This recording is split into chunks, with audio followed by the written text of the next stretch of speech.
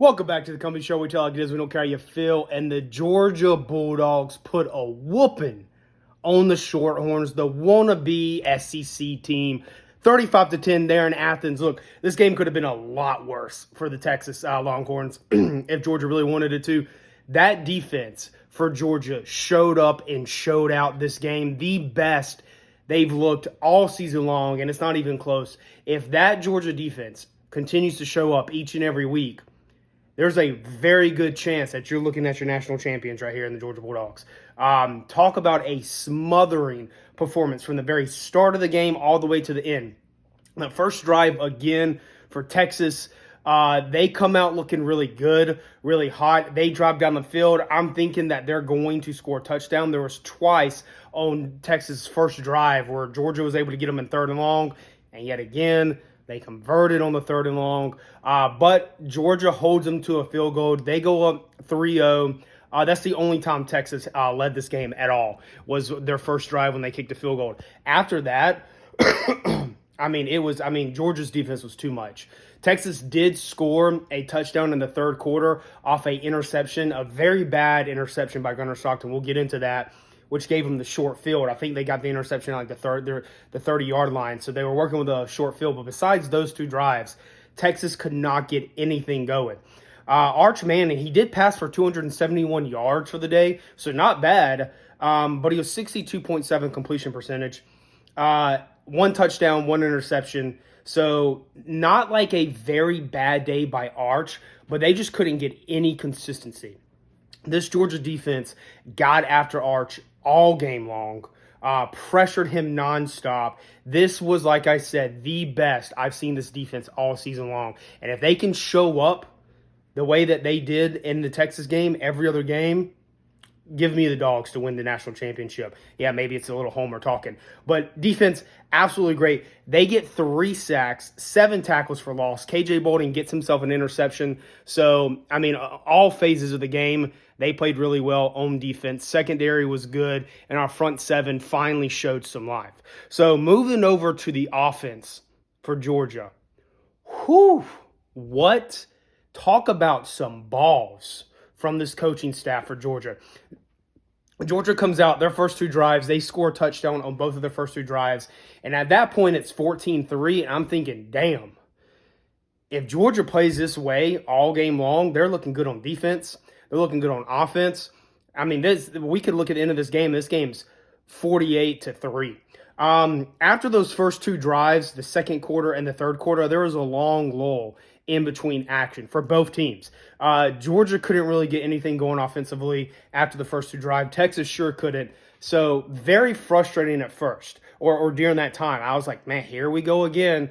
Very poor play calling by Mike Bobo. Too predictable. Georgia's running it up the middle when they're crowding the box. And I get in a game like this, you want to establish the run game.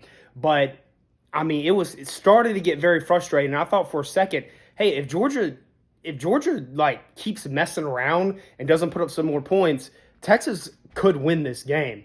But 4th quarter magic yet again. 4th quarter rolls around. Georgia flips a switch. They turn it on. Next thing you look 5 minutes later, it's 35-10 or 35-10. Game's over. So, but let's talk about this offensive performance from the Dogs. They only had 128 yards on the run, so nothing to write home about, nothing special, but they didn't need to do anything more than that. Gunnar, however, went off. 5 touchdowns for him, 4 through the air, one on the run, so he ran it in himself. 1 bad interception. That is probably the first time this year that you say, Gunnar, that's a bad ball thrown by Gunnar Stockton. Other than that, he looked great. 229 yards to the air, 7.9 average, 82.7 completion percentage for Gunnar. The man does not miss. Besides 1 bad mistake, he does not miss. He is on target. Give me Gunnar for Heisman. I know he's not going to win, but I think he should definitely be considered. Give him the respect that he deserves. But, talk about that one drive in the 4th quarter. Georgia is up 14-10. Texas has a little bit of momentum on their side. They just got the pick. They just scored a touchdown. They've got it within a one-score possession game. Georgia comes out, gets the ball, and they're looking like they're about to go 3 and out. Very in their own territory. Georgia goes for it. 4th and 1.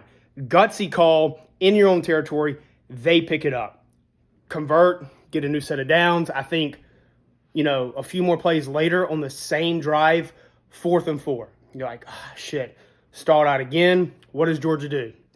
Go for it again. They draw Texas off sides. Free play. First down. Georgia goes on to score a touchdown. At that point, it's 21-10. Momentum has shifted back to Georgia. And as a Georgia fan, you're like, okay, breathe. We're up 2 scores again. Let's just keep it simple. What does Georgia do? What does Kirby Smart and this coaching staff do? Talk about the balls. Onside kick. Convert it. Cash Jones gets it. They go down, score another touchdown on that same drive. Just immediately take the life and the will out of the Shorthorns. 28-10 at that point. Game's over. Georgia will add another touchdown late in the game, make it 35-10. But this was a fun game to watch. Second and third quarter was very frustrating, but I love what I absolutely saw from this defense. Like I've said many times in this video already, if this Georgia defense shows up for the rest of the year, they're a lock to be in the national championship game itself, no matter who they play. They're already a lock for the playoff, in my opinion. They have Charlotte next week, which they'll win. It's a name-your-score type game. They finish off the regular season with Georgia Tech, and I've been saying it all season long, Georgia Tech is overrated. I know they've got the one loss, but they struggle against bad ACC teams. They struggle against them. They should have lost this past weekend, but they found a way to win.